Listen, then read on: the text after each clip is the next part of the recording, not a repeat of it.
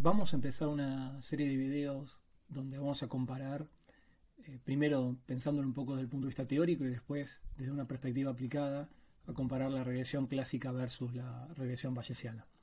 La idea es, en un contexto muy específico, que es el de regresión, comparar el enfoque clásico con el enfoque bayesiano. Pero más allá del ámbito específico en el que vamos a hacer las comparaciones, la idea de esta serie de videos está relacionada con la finalidad también de entender más el approach bayesiano y ver qué tipo de herramientas está aportando al análisis de datos, que en muchos casos son extremadamente útiles y muy poderosas. Pero sin perder la perspectiva de compararlo con un approach clásico establecido, como para entender bien exactamente qué se gana, qué se pierde, cuáles son las diferencias fundamentales, en qué contextos conviene utilizar el enfoque bayesiano. Así que vamos a arrancar con estos temas. Entonces, primero vamos a, aclaro, no vamos a ver los temas, no voy a entrar en una revisión completa teórica del modelo de regresión clásico, simplemente voy a puntualizar sus aspectos más importantes para después justamente contraponerlos contra el enfoque bayesiano. Entonces, lo más importante que tenemos que considerar en el enfoque clásico de regresión es que los parámetros son considerados fijos en oposición a no aleatorios. Lo que en el enfoque clásico es aleatorio es el target Y, cuando lo expresamos al modelo de esta manera. Cuando pensamos que tenemos un fenómeno que queremos explicar, nuestra variable dependiente Y, y pensamos que tiene sigue una cierta ley, una cierta distribución, un modelo estadístico, en este caso vamos a suponer normal. Esto no es para nada esencial. El modelo de regresión clásico uno puede eliminar el supuesto de normalidad y casi nada pasa. Simplemente ayuda a tener distribución exacta de los estimadores, pero no aporta. Pero no importa, no me voy a meter ahora en este tema, no es lo que interesa. Voy a hacer los supuestos más fuertes, cosa de que el modelo quede bien definido y sea bien sencillo, básicamente porque me va a ayudar a contrastarlo con el approach bayesiano, solo por eso. Entonces, en el enfoque clásico pensamos que la Y tiene una distribución normal, donde esta distribución, los dos parámetros importantes que tiene, que es uno es la media y otro es la varianza. La varianza es desconocida pero fija, y la media sigue una relación lineal de covariables observadas, en este caso es X, donde esa relación lineal, en este caso muy sencillita, captada con los parámetros alfa y beta, son parámetros desconocidos pero fijos, no aleatorios. En este caso, los tres parámetros de interés, alfa, beta y sigma, son parámetros fijos y desconocidos. Estos no son aleatorios. La única aleatoriedad que hay acá es en la Y, que tiene distribución normal. Entonces, de alguna manera, con los estimadores clásicos, en este enfoque, logramos tener el resultado que los estimadores, como variables aleatorias, de los tres parámetros, del alfa, del beta y del sigma, que se notan con el sombrerito, tienen distribuciones conocidas, que es la distribución normal para alfa y beta, y la distribución chi cuadrado para el parámetro sigma. Y lo interesante de esto, por supuesto, es que estas distribuciones, en particular la de los parámetros alfa y beta, están centradas en los verdaderos parámetros poblacionales que son alfa y beta. Y tienen una variabilidad, estos estimadores, que por supuesto depende inversamente de la raíz cuadrada de n. Esa es la tasa a la cual convergemos a la realidad, a la verdad, a los verdaderos parámetros poblacionales. Y aparte, en el caso del estimador de beta, es inversamente proporcional al desvío que tenga las observaciones de la variable X, de la variable independiente. Y para el parámetro sigma, básicamente lo que tenemos es que, por supuesto que si el parámetro sigma, el estimador de sigma lo dividimos por sigma, lo que tenemos es una distribución chi cuadrado. O sea, son todas distribuciones sencillas y conocidas. Pero lo interesante de este esquema, este es el esquema clásico, es que nosotros tenemos, por un lado, estimaciones puntuales, que van a ser las estimaciones que vamos a dar de los parámetros en cuestión, y esas son como realizaciones de estas variables aleatorias. Y después sacamos como resultados importantes de este enfoque intervalos de confianza, test de hipótesis y p-valor. Que básicamente los intervalos de confianza, el test de hipótesis y el p-valor, lo que utilizan es el conocimiento de esta distribución de los estimadores y el rol que juegan el verdadero valor del parámetro poblacional.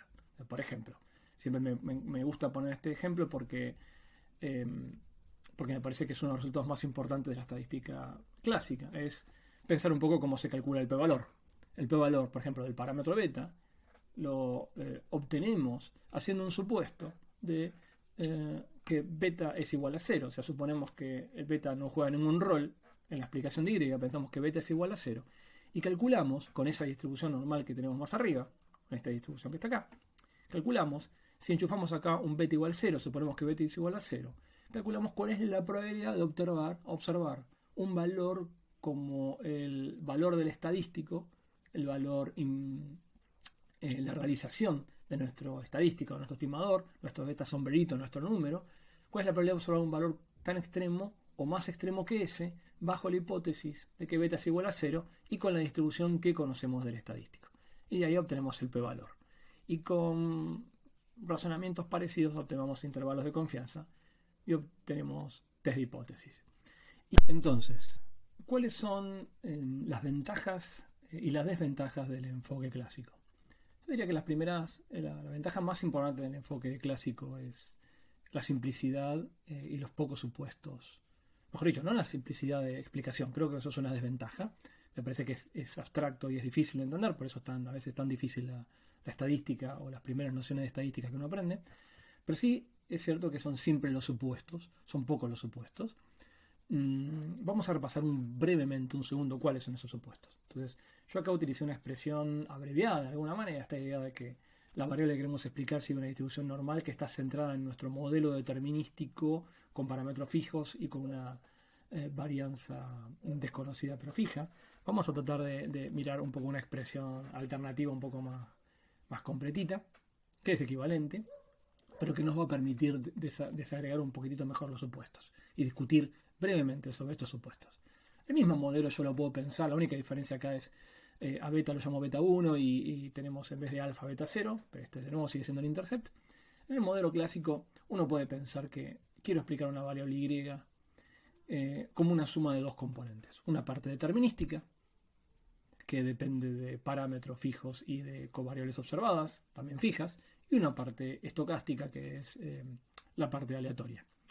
Y los supuestos básicamente son, y acá estoy poniendo supuestos bastante completos, es que este ruido, esta parte aleatoria tiene esperanza 0, que la varianza de estas innovaciones, de este ruido, son constantes, y la varianza es este sigma cuadrado, que es el mismo para todas las observaciones. A este supuesto se lo llama homoscedasticidad. El supuesto de normalidad, que nos permite hacer cuentitas de una manera muy sencilla, pero que no es para nada esencial, pensar que estas innovaciones tienen distribución normal. Esto lo podemos levantar y nada pasa, porque con n suficientemente grandes, los estimadores tienden asintóticamente a tener distribución normal, y no necesitamos n demasiado grandes, n de algunas decenas, algunas centenas ya nos alcanzan. Y algo muy muy importante tiene que ver con el supuesto que estos errores, estas innovaciones, no estén correlacionados con la variable x. Que en realidad es otra forma de decir esto, es pensar que estas variables x son fijas, porque eso hace que automáticamente no estén correlacionados con los errores. ¿Qué quiere decir que los errores no estén correlacionados con las x? ¿Por qué se pide esto? Esto se pide básicamente para que no haya sesgos, se llaman sesgos de omisión. Y eso es algo muy importante en el modelo para que el modelo esté bien especificado. Pero no quiero entrar ahora en detalles. Quiero simplemente que repasemos un segundito a los supuestos. Los supuestos son muy básicos en el fondo.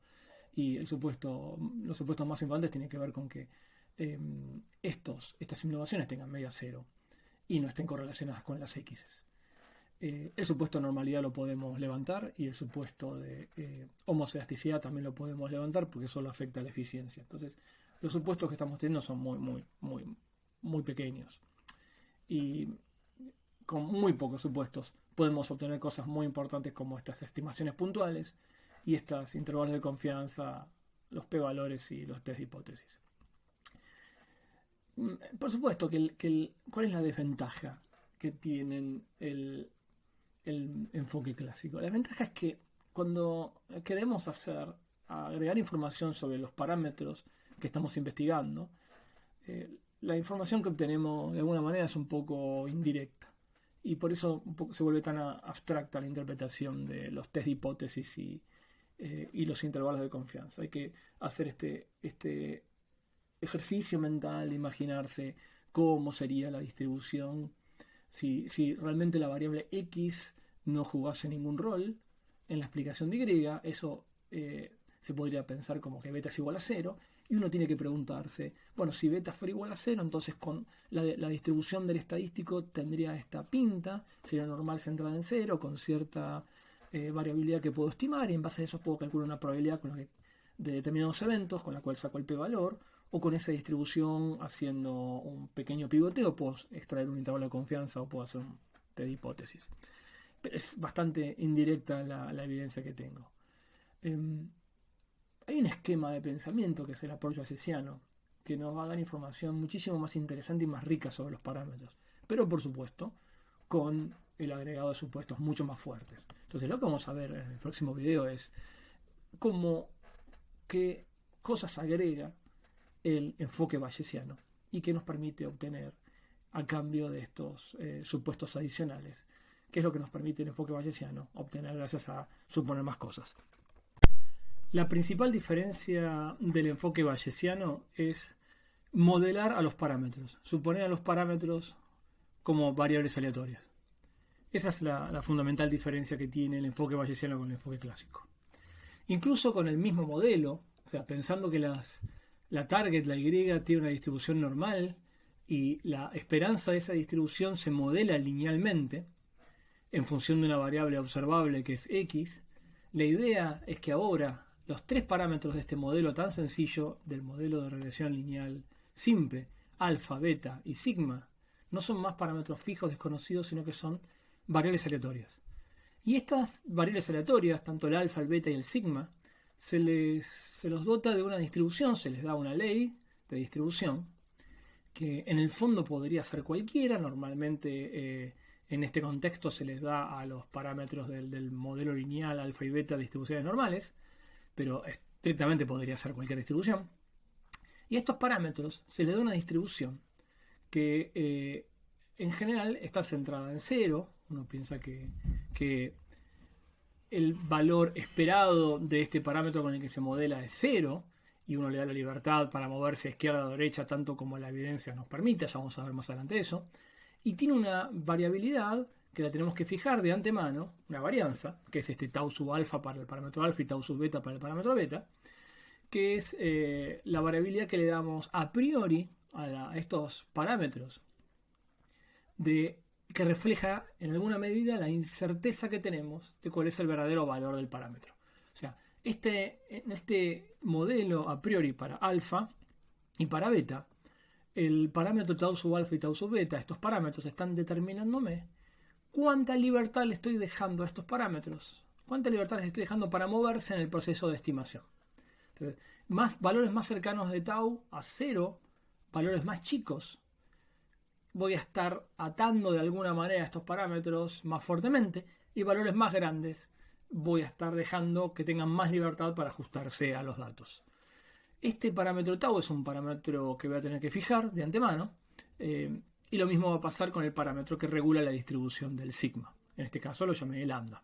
Entonces, en este caso particular, y ahora no estoy haciéndolo muy en general, estoy poniendo una situación particular que la vamos a probar ahora en un ejemplo práctico con un conjunto real de datos. Estoy suponiendo que para alfa le damos una distribución a priori.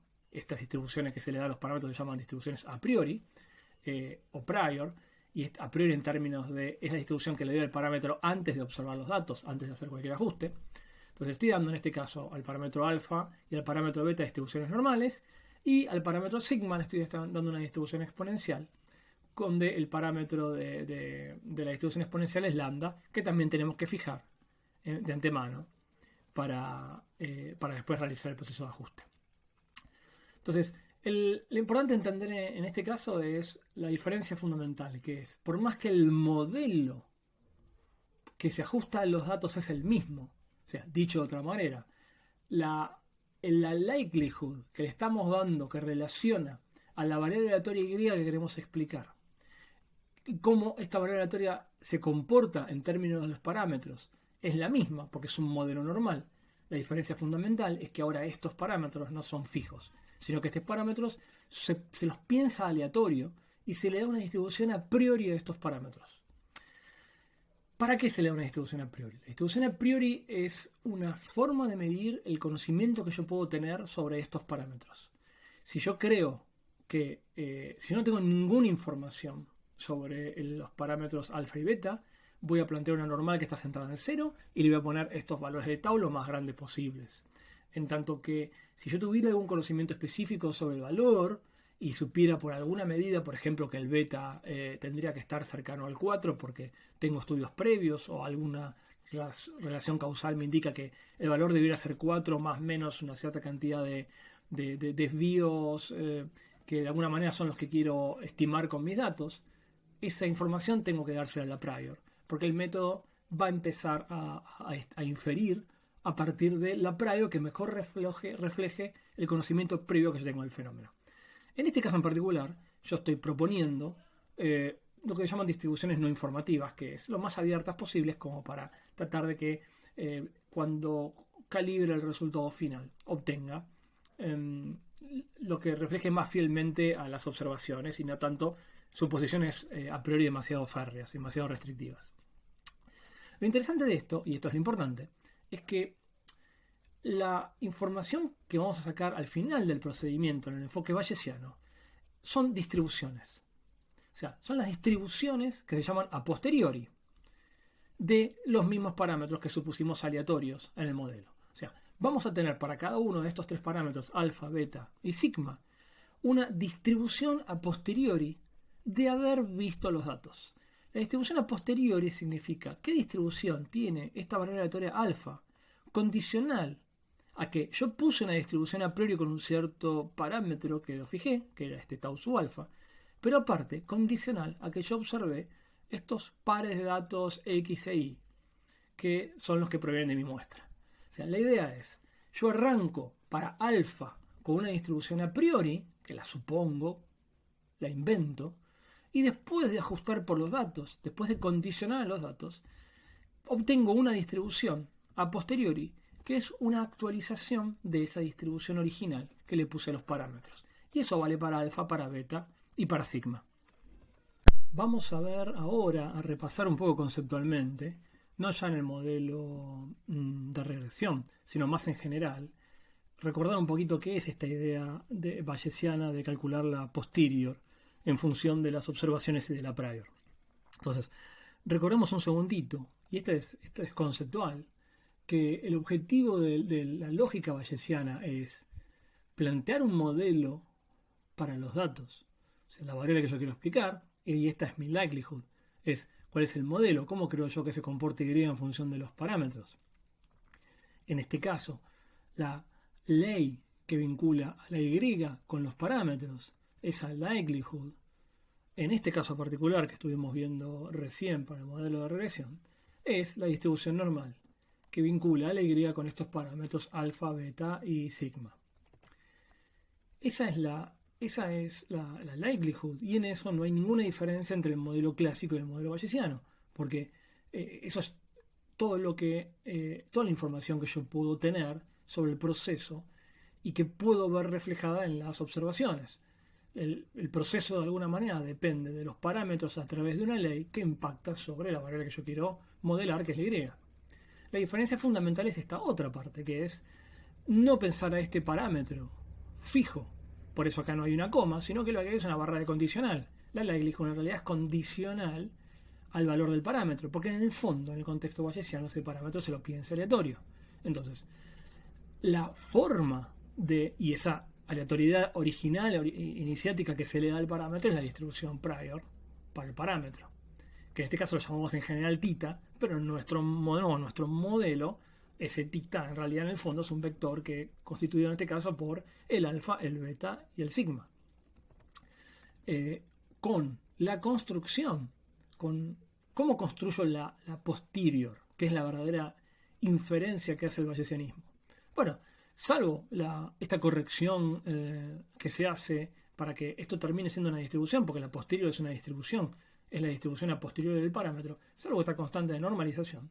Básicamente, la posterior es el producto de la likelihood por la prior. Por eso es que en este contexto de regresión estamos escribiendo que la distribución de los parámetros es condicional a los datos y condicional a los parámetros que pusimos en la prior. Esto es lo que conceptualmente vemos acá. La distribución a posteriori de θ, dado los datos, se construye con la verosimilitud y con la prior. O sea, algo que depende de los datos y algo que depende de cuál es la ley original inicial que le puse a los parámetros. Este proceso de pasar de una prior a una posterior es lo que se llama la inferencia bayesiana. Lo que yo voy a haber aprendido en esta actualización es lo que los datos me van a haber dicho de cómo este fenómeno de Y se relaciona con estos parámetros. O sea, dicho de otra manera, en la posterior yo voy a ver reflejada, por un lado, parte de la prior y por otro lado, parte de lo que los datos me están diciendo de cómo tengo que cambiar a esta prior para reflejar el comportamiento de los datos. Entonces, siempre la posterior va a ser una combinación de lo que ponga yo al principio en la prior y lo que, a través del modelo que elija, las observaciones me están indicando. Y por eso, en ese sentido, es que en realidad a la posterior se lo piensa como una actualización de la prior. Una actualización que se la media a través de la verosimilitud del modelo que se elige. Y ese es el proceso del bayesianismo. En este caso particular, recordemos que lo que estamos haciendo es, lo que nos interesa en el fondo, es entender cómo es el proceso que relaciona la Y con la X. Y el modelo que estamos proponiendo, la relación determinística que estamos proponiendo para modelar Y en función de la X, es esta relación lineal, que es determinística si yo la condiciono a los parámetros, en este caso alfa y beta. Pero en el enfoque bayesiano, al pensar los aleatorios, esta relación entre Y y la X ya no es más determinística, sino que de alguna manera es aleatoria. Pero lo que a mí me va a interesar para poder entender cómo Y depende de la X es tener algún conocimiento de cómo se comportan el alfa y el beta, habiendo observado mi muestra, mis observaciones. Dicho de otra manera, lo que me va a interesar es estimar estas posterior. En la estimación de estas posterior va a estar toda la información que yo voy a necesitar para poder hacer mi proceso de inferencia. ¿Por qué? Porque van a estar mezcladas de alguna manera, y si hago las cosas bien, mezcladas adecuadamente, la información o falta de información que yo tenía al principio sobre estos parámetros, con lo que aprendí después de haber visto los datos de cómo se relacionaba Y con X. O sea, pensémoslo de esta manera. A priori, yo le doy una cierta pauta de comportamiento a este parámetro alfa, este parámetro beta y este parámetro sigma. Pero después de haber observado estos pares de datos X e Y, yo tengo que haber podido aprender cuán lejos o cerca, cuánto me desvío, se desvían las pautas de comportamiento que relaciona Y con X, que según este modelo es lineal, del supuesto a priori que hice sobre estos parámetros. Si por algún motivo, en el fondo, este alfa y este beta es, por ejemplo, cercano a 0, entonces no hay demasiados motivos para actualizar la prior y quizá la posterior queda muy parecida a la prior. Pero si por algún motivo hay evidencia suficiente como para creer que el alfa es distinto de 0 y el beta es distinto de 0, entonces tendría que ver que en la posterior, comparadas con esta prior, se elige muchísimo y tenga un comportamiento completamente distinto a la prior, a fuerza de haber aprendido esta relación que hay entre X e Y de los datos. Voy a agregar un comentario adicional sobre el proceso de cómputo de la posterior. Pero primero algunas aclaraciones técnicas que no son menores para entender un poquitito también la evolución histórica de cómo es que ahora se volvió relativamente importante el bayesianismo y hace 20 o 30 años no lo era tan importante. Primero, recordar, y de nuevo, nuestro ejemplo es así, piensen que en este modelo tan sencillo, que quizás es el modelo más simple que uno puede pensar, que es un problema de regresión lineal de Y en función de X con dos parámetros que definen la relación y un tercer parámetro que es nuisance de alguna manera, que es un parámetro auxiliar que mide el grado de incerteza de la relación. Pero en el fondo es una relación de dos parámetros lineal muy sencilla. Incluso en este caso, el espacio paramétrico en el que nos estamos moviendo, en el caso del bayesianismo, que los piensa aleatorio, es un espacio de dimensión 3. O sea, que en realidad este θ, el θ que representa el parámetro. En nuestro caso, incluso esta situación tan sencilla, es en realidad un vector de dimensión 3. Eso quiere decir que esta distribución prior es una distribución que está en dimensión 3 y por ende, por supuesto, también lo es la posterior. Dicho de otra manera, si yo tengo que calcular la distribución posterior, es una distribución que vive en espacio de dimensión 3 y que debe ser calculada multiplicando, haciendo esta cuenta de actualizar a la prior con el modelo, con la verosimilitud que haya propuesto para los datos. Esta cuenta de actualización, de juntar a la prior con la verosimilitud y obtener una posterior, históricamente no se planteaban distribuciones arbitrarias para la likelihood y para la prior. ¿Por qué? Porque para ciertas likelihood hay distribuciones prior que son más útiles que otras. ¿Por qué? Porque hay situaciones en las cuales, para un cierto modelo, para una cierta verosimilitud, yo puedo encontrar una prior que cuando haga esta cuenta la pueda realizar analíticamente y pueda demostrar que la distribución a posterior pertenezca a la misma familia que la distribución prior. En ese caso particular, que por supuesto son muy contadas ocasiones, son muy pocas, cuando la posterior pertenece a la misma familia distribucional que la prior, después de haber sido actualizada por la likelihood, se la llaman a la prior y al modelo reflejado en la verosimilitud, se la llaman distribuciones conjugadas, porque tiene esta particularidad de pertenecer a la misma familia, de ser efectivamente dentro de la familia una actualización, la posterior, una actualización de la prior, intermediada por la verosimilitud que representa los datos. Pero eso ocurre en muy contadas circunstancias. Un ejemplo característico, histórico y muy, muy sencillo de esto es el ejemplo del modelado de una situación binomial, donde la likelihood binomial es conjugada de una prior beta para el parámetro P de probabilidad, porque la posterior del parámetro P de probabilidad en este modelo binomial es también una beta que está actualizada por los datos.